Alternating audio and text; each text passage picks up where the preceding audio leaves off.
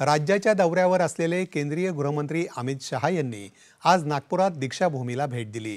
त्यांनी डॉक्टर बाबासाहेब आंबेडकर यांच्या अस्थि कलशाचं तसंच गौतम बुद्ध यांच्या प्रतिमेचं दर्शन घेतलं आणि अभिवादन केलं। यावेळी बुद्धवंदना घेण्यात आली।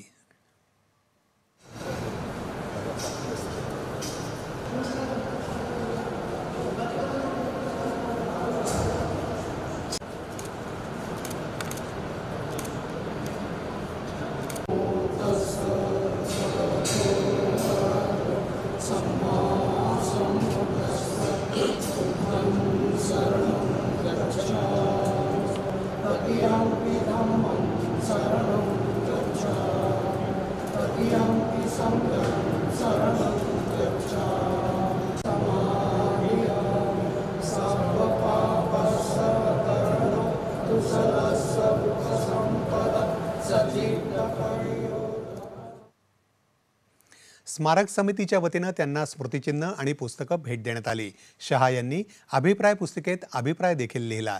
यावेळी उपमुख्यमंत्री देवेंद्र फडणवीस, भाजपा प्रदेशाध्यक्ष चंद्रशेखर बावनकुळे उपस्थित होते।